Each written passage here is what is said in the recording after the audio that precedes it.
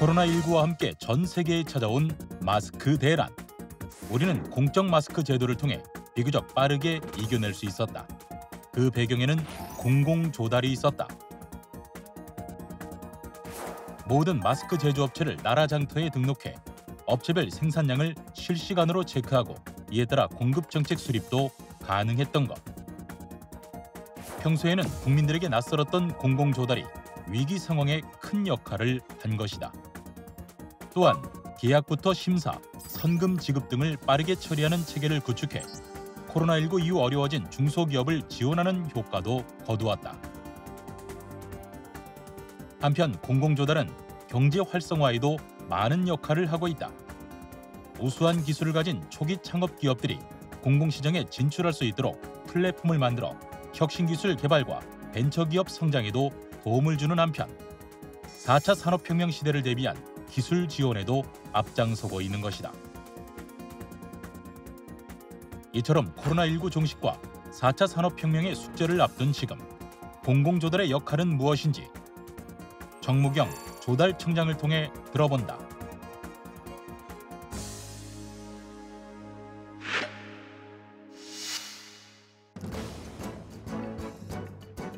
여러분 안녕하십니까? 최일구의 정말 진행을 맡은 최일구입니다. 최근 우리 사회는 코로나19로 인한 새로운 질서에 적응하고 또 앞서가기 위한 다양한 도전을 진행 중입니다. 그러한 도전에 공공부문이 앞장서고 있는데요. 코로나19 초기 마스크 대란을 공적 마스크 제도를 통해서 조기에 극복한 것을 예로 들 수 있겠죠. 그러한 공적 마스크 제도를 마련하고 성공적으로 시행한 중심에 공공조달을 책임지고 있는 조달청이 있습니다. 그래서 오늘은 4차 산업혁명과 코로나19로 인한 담대한 도전의 길에 공공조달은 어떤 역할을 할지 이야기 나누는 시간 마련했습니다. 조달청 정무경 청장 나왔습니다. 안녕하세요. 예, 안녕하십니까. 예, 처음 뵙겠습니다. 예. 조달청 그러면은 어릴 때부터 뭐 많이 듣긴 했는데 무슨 업무를 하는지 일반 국민이 잘 모르죠? 예, 그렇습니다. 아무래도 저희들이 일반 국민들에게 직접 제공하는 그런 서비스가 아니고 정부와 공공기관 간의 서비스를 주로 제공하기 때문에 아무래도 예. 국민들에게는 좀 낯설고 어렵습니다. 예. 그 쉽게 얘기하면 조달청 뭐 예를 들어서 관공서에서 뭐 이런 볼펜이 필요해요. 예, 그렇습니다. 이것도 조달청을 통해서 구매를 하는 거예요? 이제 원칙적으로 그런데 이제 워낙 금액이 적기 때문에 그는 이제 소액 수의계약으로 할 수가 있는데요.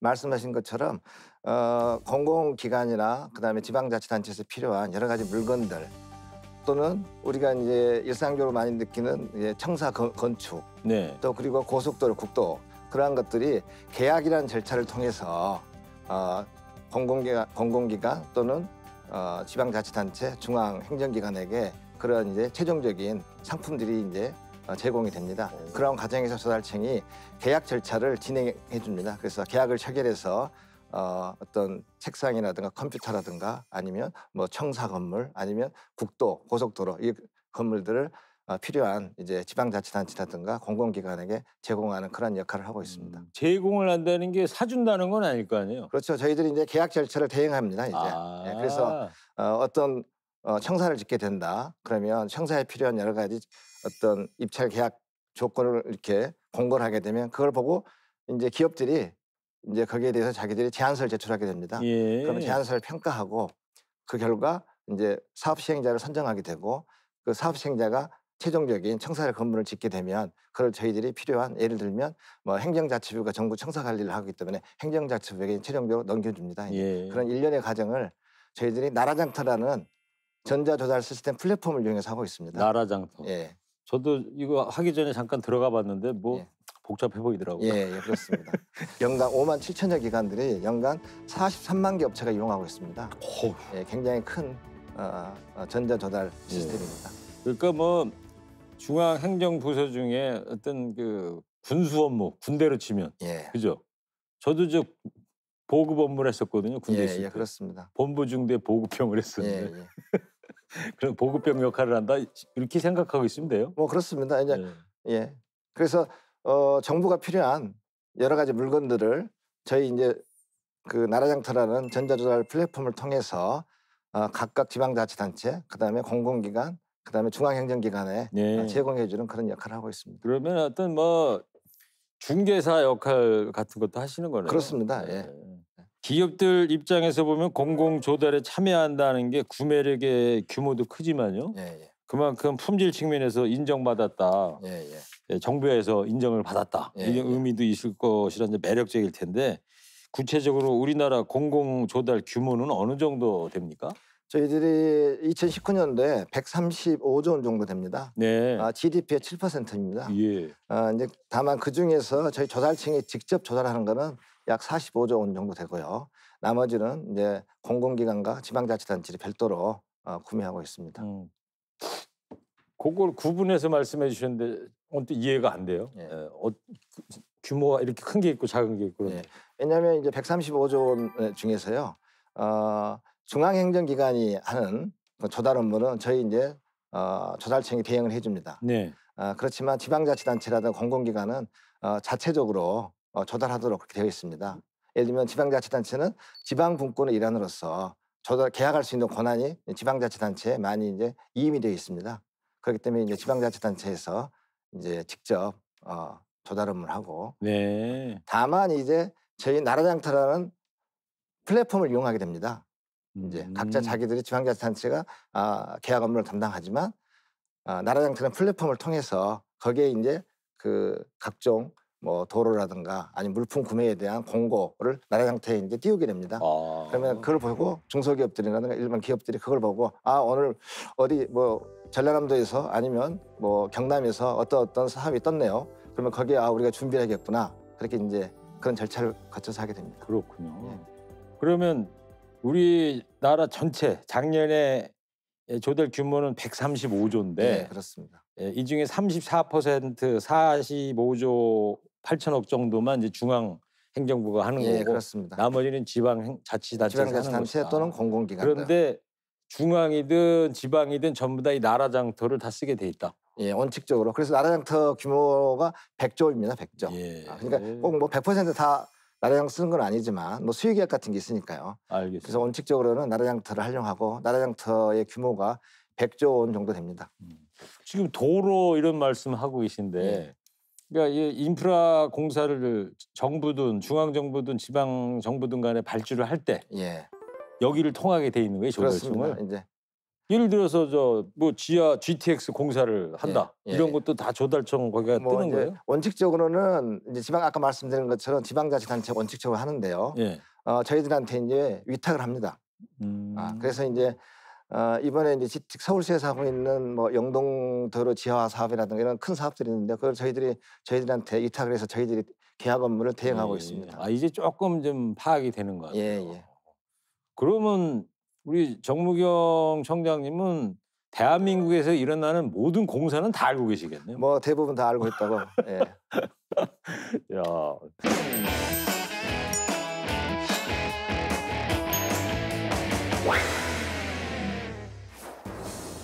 마스크 품귀 현상. 코로나19의 확산과 함께 전 세계 곳곳에서 일어난 일명 마스크 대란. 우리나라 또한 약국이나 대형마트 등의 마스크 구매를 위한 긴 줄이 등장하기도 하고 온라인 등에선 가격이 크게 오른 마스크가 유통되기도 했다. 하지만 우리나라에서의 마스크 대란은 공적 마스크 제도의 운영과 함께 짧은 기간에 진정세를 보였다. 지난 4월부터는 이미 국민 대부분이 마스크 구하기가 어렵지 않다는 반응이었다. 그리고 그 중심에 공공조달을 책임지는 조달청이 있었다. 마스크 제조부터 판매까지 계약 주체를 일원화해 조달청에서 공적 마스크 공급 관리를 담당하게 된 것. 이처럼 초유의 마스크 대란을 이겨낼 수 있었던 비결, 그리고 위기 상황에 대응하기 위해 어떤 준비가 필요할까? 공공조달이 경제를 뒷받침하는 역할뿐 아니라 위기 극복에도 큰 역할을 한다는 거. 이번에 코로나19 이 상황에서 이제 실감을 했는데요. 공적 마스크 제도를 조달청이 맡았어요. 예. 왜 맡은 거예요? 보건복지부나 이런 데서 안 하고? 예. 이제 원래 이제 식약처에서 했죠. 네. 식품의약품안전처에서. 그런데 이제 이게 그 공적 마스크 제도라는 게 어떤 마스크의 안전성만 이렇게 검증하는 게 아니고 마스크를 생산, 그다음에 유통, 그다음에 약국 등 최종 판매처까지 전달하는 전달 체계가 중요합니다. 네. 그런데 이제 그 과정에서 보면 필수적인 게 그 정부하고 마스크 생산업체 간의 계약 체결이 돼야 됩니다. 그러면 예를 들면 공적 마스크 때문에 정부가 마스크를 사들이는 거지 않습니까? 그렇죠. 그러면 생산량을 얼마, 그다음에 가격을 얼마에 이거를 정부가 구매해가지고 그거를 유통업체에 넘겨주고 또 유통업체는 최종적으로 약국이나 최종 판매처로 보내주고 이런 큰 전달 체계가 이제 만들어져야 되는데요. 이제 식약 처음에 이제 식품의약처에서 했는데 아무래도 이제 계약 이런 업무에 전문성이 떨어지니까 초기에 조금 이제 혼선이 있다가 이렇게 하면 안 되겠다. 그러면 조달청이 중앙 조달 전문 기관으로서 또 계약에 대한 전문성을 가지고 있기 때문에 조달청이 들어와서 이거를 업무를 전체를 좀 이렇게 종합했으면 좋겠다. 그래서 이제 저희들이 들어가게 됐고요. 처음에 시작은 그러면 식약처가 예, 있었어요? 그렇습니다. 예, 예. 그렇다가 좀 혼선이 왜 초기에 있고 그랬으니까 예, 그래서 식약처에서 조달청으로 업무가 바뀌었군요. 예, 그렇습니다. 예. 그래서 이제 크게 이제 두 가지 이제 큰 의미가 있습니다. 하나는 이제 그 당시에 저희들이 마스크 생산량이 일일 평균 약 500만 장에서 600만 장 정도밖에 안 됐습니다. 네. 그럴 적으로 1000만 장 이상 올려야 되는데 그러려면 마스크 생산량을 증가하려는 거는 마스크 생산업체한테 그냥 야 마스크를 많이 생산해라라고 독려만 해서는 안 된 상황이었습니다. 그래서 사줘야 될 거 아니에요? 예, 사주는데 사준다고 약속을 해야지. 예, 사주는데 그냥 사주는 게 아니고 일단 기본적으로는 마스크 생산업체들이 마스크를 많이 생산할 수 있도록 적정 원가를 반영해 줘야 되고요. 또 그 당시 상황이 워낙 어려웠기 때문에 좀 생산 인센티브 같은 거를 이제 좀 줘야지 마스크 생산업체들이 어려운 환경 24시간 풀 가동하면서 마스크를 생산하고 그래야 이게 그 당시에 한 500만 장, 600만 장에서 1000만 장 이상으로 생산할 수 있게 됐는데 하루에? 예. 그래서 저희 조달청이 이제 그런 원가에 있어서 마스크를 사줄 때 상당 부분 인센티브를 줬습니다. 인센티브가 예를 들면 어떤 가격을 좀 많이 쳐준 거죠. 그러니까 예를 들면 저희들이 한 800원 정도가 적정 구매 가격이다. 그러면 저희들이 한 100원 정도 더 추가해서 900원에 샀습니다. 이제 그 평균 900원에. 그러니까 마스크 생산업체에서는 상당 부분 이제 그게 이제 이렇게 생산을 많이 그렇죠. 생산할 수 있는 유인 체계로 작동이 된 거죠 이제. 그러면 900원에 한 장에 900원에 샀어요? 조달청에서? 그때 소비자한테는 얼마에 그러면? 그래서 이제 저희들이 이제 그 결정한 건 아닌데 최종적으로 1,500원으로 가게 됐죠. 최종적으로는. 근데 이제 저희들은 이제 구입한 가격을 유통업체에 이제 그 구입한 가격을 유통업체에 넘겼습니다. 이제. 그럼 유통업체하고 약국 간에 계약에 의해서 이제 이제 1,500원 정도에 최종적으로는 약국에서 팔리게 됐죠. 그랬군요. 그러다가 지금 공적 마스크 하나가 지금 500원인가요? 지금 이제 공적 마스크 제도는 7월 없어졌고요. 그 사이에 이제 그 비말용 마스크라는 새로운 마스크를 하나 만들었습니다. 그러니까 저희들이 이제 마스크가 이제 KF94, KF80 해가지고 굉장히 이제 여름에 마스크를 쓰면은 답답하고 하니까 방역 기능을 가지면서 국민들이 좀 편하게 사용할 수 있는 비말용 마스크를 식약처에서 새롭게 만들었습니다. 그게 이제 말씀하신 대로 500원에 정도에 팔리게 됐는데 그런 이제 공적 마스크에 포함이 안 돼 있습니다. 그런 시장 기능에 의해서 판매가 되고 있습니다. 그러니까 식약처에서 이제 기획을 해가지고 그 시장에서 만들어서 유통이 되는 그런 그렇습니다. 그러면 지금은 조달청에서 공적 마스크 뭐 구매하거나 그런 일은 안 하시겠네요? 일단은 이제 저희들은 현 단계에서는 이제 끝났고요.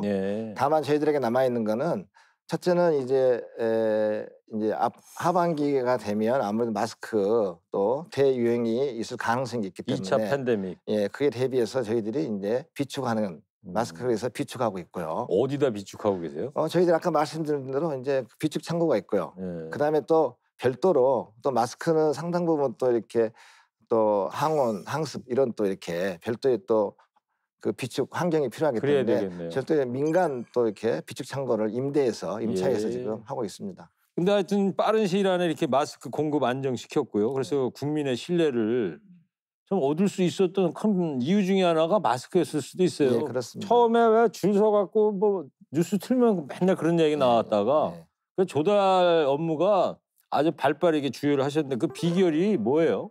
저도 말씀하니까 첫 번째는 이제 국민들께도 감사를 드려야 되고요. 그다음에 특히 이제 어떤 점에 국민에게 감사를 드리죠? 왜냐하면 국민들께서 또 그런 어려운 환경 속에서 또 참고 또 기다려주시고 또 사회적 연대 또 배려 이런 게 있기 때문에 이제 예를 들면 저희들이 뭐 오부제 같은 거 했을 때 그걸 이제 잘 이해하시고 또 적극적으로 참여해 주셨기 때문에 가능했고 또 이제 마스크 생산 업체라든가 또 이제 그다음에 약국에서도 여러 가지 이제 굉장히 노력을 많이 해주셨기 때문에 이제 가능했다고 생각하고요. 네. 그다음에 저희 입장에서 봤을 때는 저희도 마찬가지입니다.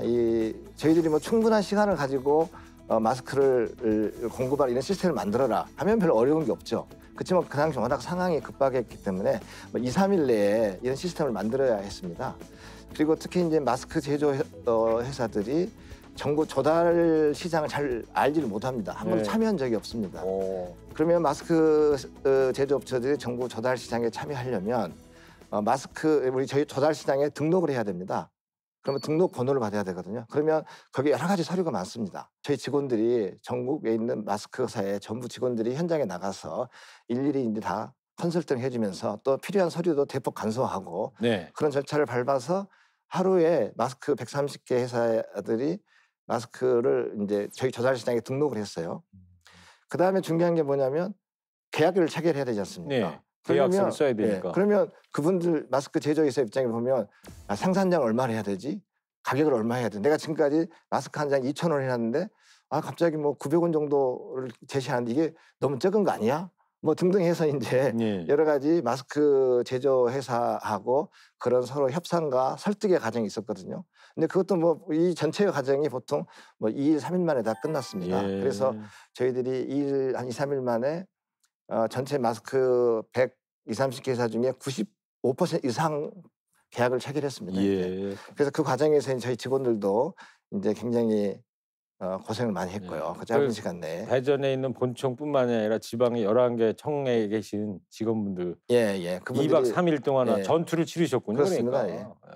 그다음에 두 번째 중요한 게 이제 아까 말씀드린 나라장터 시스템이 굉장히 중요한 역할을 했습니다. 네. 나라장터 시스템에 왜 이제 그 마스크 제조 회사들이 거기에 이제 등록을 하게 되면 그러면 1번부터 125번까지 130번까지 쭉 이렇게 회사가 명이 등록이 됩니다.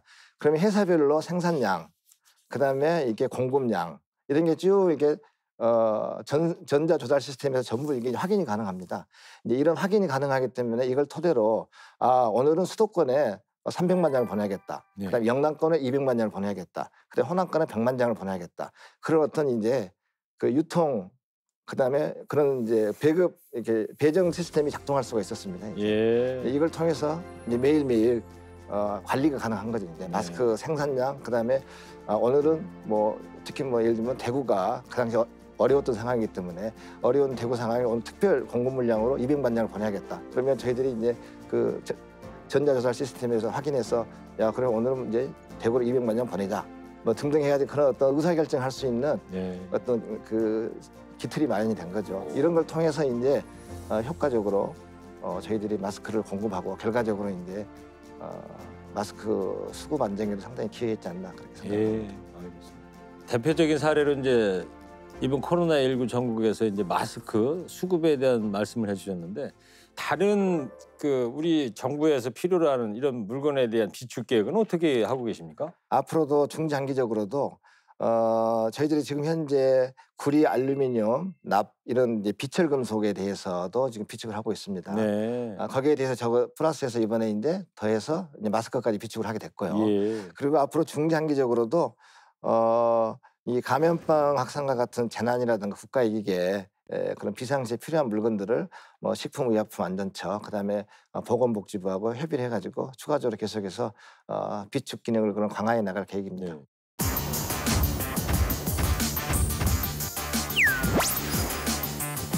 차세대 나라장터가 고도가 되고 이제 본격적으로 2023년부터 작동이 되면 조달청이 이제 종이 없는 어떤 행정 그렇기 때문에 굉장히 투명하고 공정한 어떤 그 조달 행정할 수 있는 앞으로 기틀이 될 것 같고요. 데이터들을 이번 차세대 나라장터를 만드는 과정에서 잘 활용할 수 있는 방식까지 같이 해가지고 민간이나 조달 기업이라든가 또 학계 이런 데서 잘 활용해서 어떤 조달 시장, 조달 제도가 발전할 수 있도록 그렇게 활용합니다. 코로나19로 우리 경제가 지금 참 어려운 상황인데요. 때문에 정부에서도 위기 극복을 위해서 재정을 큰 규모로 빠르게 투입해서 경제 위기를 극복하기 위해 노력을 하고 있습니다. 이와 관련해서 조달청은 어떤 역할을 하고 있나요? 코로나19를 맞이해서 저희들이 고민했던 게 이제 이게 정상적으로 하게 되면 저희들이 뭐 입찰 공고를 뭐 2주를 한다. 또 이렇게 계약을 하게 되면 선급금이라는 게 있습니다. 그러면 계약 금액의 70%를 이제 먼저 그 기업에게 줍니다. 네. 뭐 이런 데 정상적으로 하게 되면 이렇게 되는데 어떤 코로나19로 인해서 중소기업이라든가 이런 기업들이 너무 어렵기 때문에 그다음에 또 조기 집행을 통해서 빨리 저희 예산이 또 시장으로 또 국민들에게 또 민간 기업에게 빨리 이게 흘러가도록 만들어져야 되기 때문에 저희들이 입찰 공고 심사 기간도 단축하고 또 선급금 지급도 원래 70%가 되던 거를 80%로 10%포인트 상향해서 지급하도록 그렇게 해서 중소기업들이 어려움을 빨리 조금이라도 해소할 수 있도록 그런 조치를 취했습니다. 알겠습니다. 2019년이 이제 조달청 70주년인데 이 혁신지향 공공조달 방안에 집중하고 있다 이런 얘기를 들었어요. 그러면 작년에 혁신조달의 기틀을 마련했다면 올해는 성과가 나오면 좋을 것 같은데 어떤 정책을 추진 중이십니까? 네. 이 4차 산업혁명 시대에 들어오다 보니까 새로운 신제품, 새로운 신기술이 많이 이제 나오게 되는데 그런 어떤 전체적인 시장 흐름에 맞춰서 저희 조달의 역할도 바뀌어야 된다라고 저희들이 생각하게 된 거죠. 네. 그래서 이제 아까 말씀드린 것처럼 저희 조달 시장에 약 135조 원이 되는데 이거를 어떻게 저희들이 활용하느냐에 따라서 어떤 제품에 주로 중점을 둔다, 어떤 구매를 어떻게 할 거냐에 따라서 저희 시장에 미치는 영향, 중소기업에 미치는 영향이 굉장히 큽니다. 정부가 첫 번째 구매자 역할을 해줘야 된다.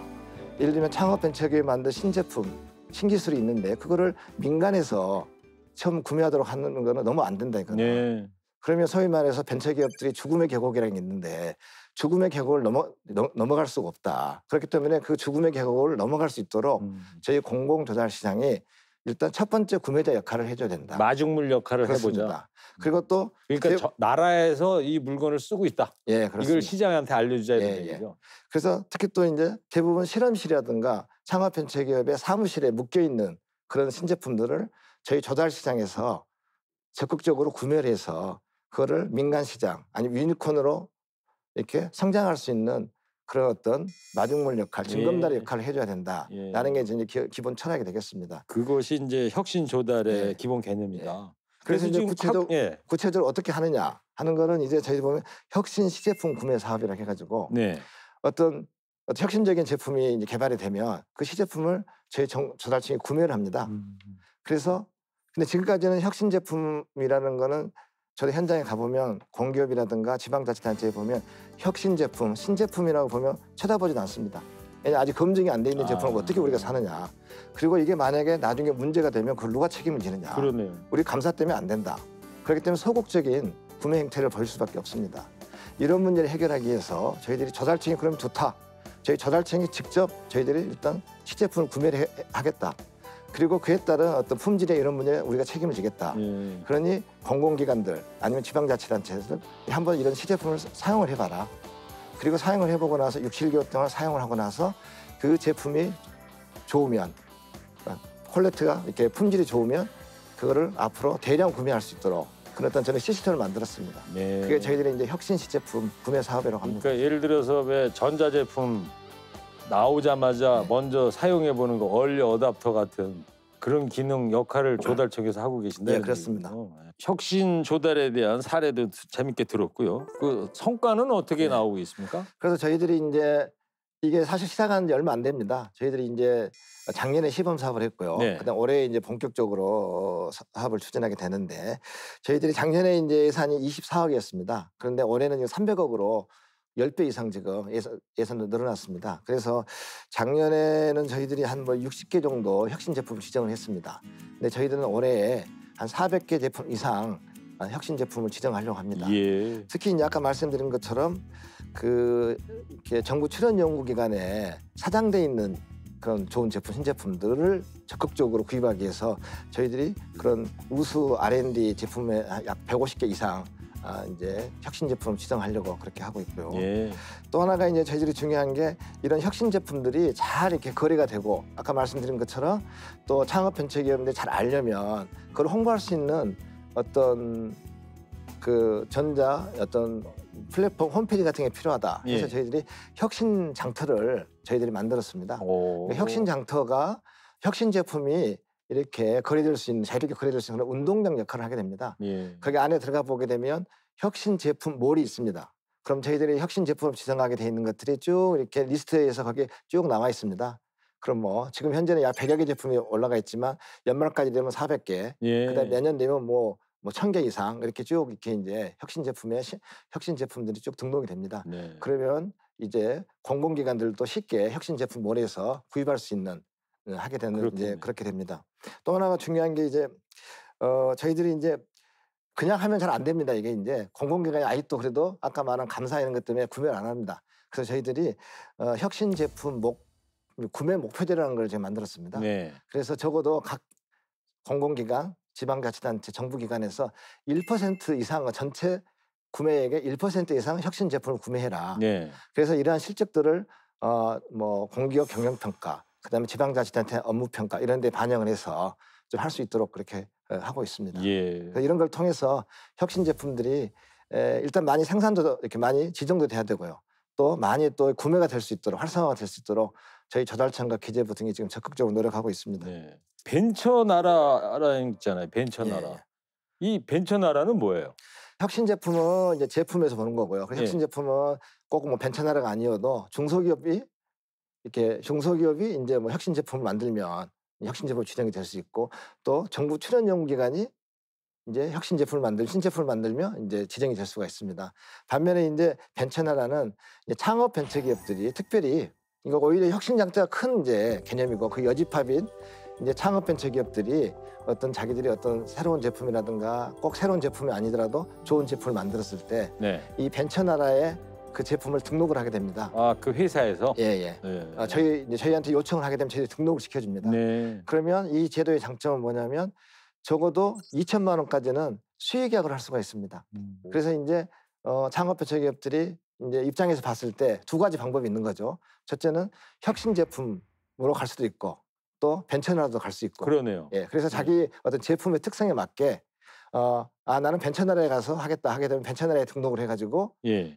이제 벤처나라에서 이제 적어도 이제 한 제품당 2천만 원까지는 수익 계약을 할 수 있으니까 그렇게 해서 판매할 수도 있고요. 그럼 여기에 또 이렇게 이 벤처나라의 거래 실적도 아까 말한 그 조달 실적에 포함이 됩니다. 네. 그렇기 때문에 창업 벤처기업 입장에서 여기 벤처나라를 통해서 조달 기록을 쌓을 수 있는 기회가 되는 거죠. 예. 그래서 실제로 이런 벤처나라를 통해서 해외 시장도 많이 진출하는 사례도 있고 네. 또 이보다 한 단계 위에 또 이제 나라장터로 갈 수도 있고 또 종합 쇼핑몰이라고 있습니다. 뭐 그런 어떤 더 이렇게 한 단계 이후에 조달 시스템으로 이렇게 갈 수 있는 징검다리 역할을 또 하는 좋은 제도입니다. 아까도 사례 말씀해 주셨는데 이 벤처 나라의 제품 사례는 어떤 게 좀 있어요? 음악 캐리어가 있습니다. 캐리어. 예, 이게 이동하는 거 이제. 그러면 코로나19 환자가 발생했다. 그러면 아파트에서 발생을 했는데 지금은 이제 119 소방 119 차가 와서 거기에 싣고 이제 가는데 예. 그 사이에 전염될 가능성이 많지 않습니까? 아, 그렇게 동그랗게 사람 들어가게 만든 예. 그거 캐리어 얘기시구나. 캐리어, 그렇죠. 그래서 환자 이제, 이렇게 감싸는 거. 그래서 코로나19에 따른 어떤 감염이라든가 이런 걸 방지하기 위해서 그런 이동용 예. 별도의 캐리어를 만들었습니다. 예. 그렇기 때문에 거기에 이제 캐리어에 넣어서 이제 이렇게 이동을 하게 되면 이렇게 전염될 위험이 없는 거죠. 예. 코로나19의 역설적인 측면인데 코로나19로 인해서 새로운 제품이 또 나오긴 나온 그렇습니다. 거네요. 어쨌든. 코로나19가 그래서 혁신 제품을 예. 이렇게 만들게 되는 좋은 계기가 되고 있습니다. 지금. 우리가 이제 코로나19 겪으면서 공적 마스크 제도 같은 거 우리 전자정부 시스템이 큰 힘을 발휘했다. 이건 뭐 세계도 인정을 해주는 그렇습니다. 거니까. 그래서 최근에 정부가 이제 디지털 뉴딜을 선언하지 않았습니까? 예. 그린 뉴딜, 디지털 뉴딜 이렇게 하는데 이런 정부의 혁신 디지털화에 더욱 속도를 낼 예정인데 디지털 뉴딜 관련해서 어떤 계획을 갖고 계세요? 아까 말씀드린 것처럼 이제 나라장터 시스템이 이번에 공적 마스크 이제 공급 관련해서 큰 역할을 했고 또 이제 뭐 아까 말씀드린 유엔이라든가 국제기구에서도 이렇게 우수상을 많이 받았습니다. 예. 근데 좋은 제도긴 한데 이게 2002년도에 개통이 됐습니다. 2002년도에. 그러다 보니까 지금 이제 뭐 거의 20년 가까이 쓰고 그러네요. 있습니다. 그러다 보니까 이제 그동안에 4차 산업혁명의 새로운 기술도 많이 개발이 돼 있고 뭐 AI라든가 빅데이터, 블록체인 또 나라장터 이용하는 그 규모도 엄청나게 늘었습니다. 예. 당초에 처음에 비해서. 그렇기 때문에 이런 새로운 어떤 기술 여건 또 새로운 시장의 여건을 반영해서 저희들이 이제 새롭게 나라장터를 개편하는 작업을 하고 있습니다. 예. 그래서 차세대 나라장터를 지금 만들려고 하고 있고요.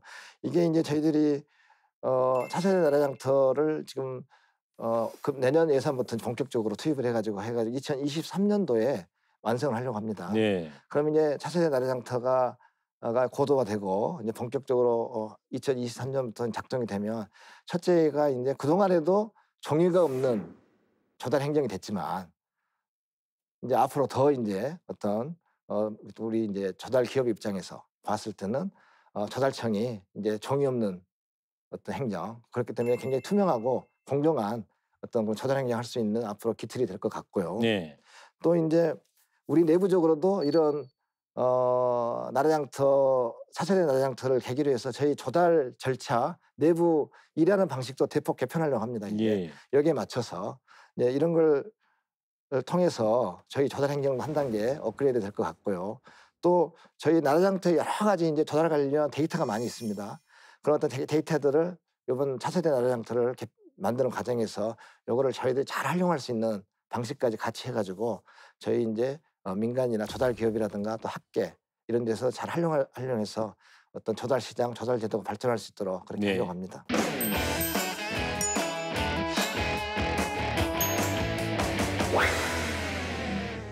디지털 서비스도 또 이런 혁신 조달을 통해서 쉽게 구매할 수 있도록 하는 그런 새로운 제도도 만들어보고 건축 그다음에 국도, 고속도로, 철도, 항만 좀 혁신적으로 지을 수 있는 그런 제도 개선도 같이 한번 고민해 보려고 합니다. 하반기에는 이런 걸 통해서 하여간 큰 틀에서 혁신 조달에 꽃과 열매가 맺을 수 있으면 좋겠다는 그런 생각을 합니다. 알겠습니다. 자, 이 공적 마스크와 관련해 가지고 시행 초기에 특정 업체 특혜에 대한 가짜 뉴스가 나오기도 했었는데 그만큼 공공조달의 이제 투명성이 중요하다는 얘기인 것 같은데 공공조달 투명성과 공정성 높이기 위한 노력은 어떤 거를 하고 계신가요? 네, 이제 특히 이제 그 투명성이 중요한 게 이제 조달 기업의 입장에서 봤을 때는 내가 진짜 공정하게 평가받고 공정하게 이게 내가 대우받고 있구나라는 생각을 갖는 게 굉장히 중요합니다. 그래서 특히 이제 평가라든가 이런 과정에서 평가 위원들을 공정하게 선정하고 그다음에 평가 절차도 투명하게 하고 그런 과정을 통해서 특히 이제 혹시라도 조달청 직원하고 또 뭐 유착 관계가 있지 않느냐라는 그런 걱정도 있기 때문에 기본적으로 조달청 직원들은 평가 과정에서 참여하지 않고 이런 걸 통해서 하기도 하고 또 저희 직원들도 그래서 한편으로 보면은 이제 뭐 조달청 전 직원들하고 접촉도 사전 접촉도 금지하고 또 어떤 큰 사업이 이루어지면 그 회사 관련된 기업하고 사전 접촉도 금지하고 이런 걸 통해서 이제 투명하게 공정하게 이제 조달 행정을 하려고 노력하고 있고요. 또 하나가 중요한 게 이제 공정한 시장에서 공정한 조달 시장을 만드는 것도 중요합니다. 예를 들면 담합이라든가 뭐 불공정 거래 이런 것들이 발생하지 않도록 그런 노력도 같이 열심히 하고 있습니다. 자, 올해도 이제 뭐 벌써 반이 뭡니까? 이제 벌써 8월인데요. 그죠? 상반기는 이제 코로나19로 뭐 많은 변화 속에 뭐 바쁘게 지나가 버렸는데 그럼에도 올해 이루고 싶은 목표가 있다면 마무리 말씀으로 좀 들어보겠습니다. 저희 조달청이 가장 이제 핵심적으로 추진하고 있는 게 혁신 조달입니다. 그래서 아까 4차 산업혁명에 맞춰서 이제 창업벤처기업들한테 새로운 기회를 제공한다. 그래서 이제 아무래도 혁신 조달에 이제 19년도는 기틀을 마련한 해라 치면 2020년도에서는 그게 이제 어떤 그런 조기에 그 성과를 확산해서 좀 혁신 조달의 꽃을 활짝 피웠으면 좋겠다는 생각을 하고 있고요. 또 이제 그다음에 혁신 조달의 범위가 그동안에는 물품 중심으로 있었습니다. 신제품 중심으로. 그렇지만 이거를 이제 아까 말씀드린 대로 디지털 대전환 시대에 맞춰서 클라우드와 같은 디지털 서비스도 또 이런 혁신 조달을 통해서 쉽게 구매할 수 있도록 하는 그런 새로운 제도도 만들어 보고 또 국방 조달도 지금까지는 특히 이제 군인들이 입는 피복, 음식 이런 것들은 방위사업청에서 해왔습니다. 그거를 저희들이 금년도 7월 1일부터 이제 저희 조달청이 하도록 제도가 바뀌었습니다. 아, 그래요? 예, 예. 그래서 이제 저희들이 이 제도를 또 투명하고 공정하게 운영해서 우리 젊은 군인들이 같은 돈으로 이렇게 맛있고 좋은 옷을 입고 이렇게 국방 의무를 할 수 있도록 음식하고 의류만. 예, 그다음에 뭐 하여간 기름 뭐 등등 해가지고 그래요? 이 그 규모가 이제 뭐 한 3,000개 이상 품목에 한 1조 4천억 원 정도 됩니다. 예, 그래서 이제 그런 걸 하고 싶고 또 이제 또 시설 공사가 굉장히 중요합니다. 예. 아까 말씀드린 대로 뭐 건축 그다음에 국도 고속도로 철도. 뭐 항만 예. 뭐 이런 짓는 과정에서 좀 혁신적으로 지을 수 있는 그런 제도 개선도 같이 한번 고민해 보려고 합니다. 하반기에는 예. 이런 걸 통해서 하여간 큰 틀에서 혁신 조달에 꽃과 열매가 맺을 수 있으면 좋겠다는 그런 생각을 합니다. 알겠습니다. 혁신 조달 강조하시고 또 조선시대였다면 호조 판서였으실 조달청의 정무경 청장과 이야기 나눠봤습니다. 오늘 나와주셔서 감사합니다. 예, 감사합니다. 코로나19 상황에서 우리는 공공 서비스의 중요성을 새삼 깨닫게 됐습니다. 공적 마스크제를 원활히 운영한 공공 조달 분야에 대해서도 알게 됐는데요. 앞으로 위기 극복과 경제 활성화를 위한 조달 행정에 대해서도 기대해 보도록 하겠습니다. 저는 다음 시간에 다시 찾아뵙겠습니다. 시청해 주신 여러분 감사합니다.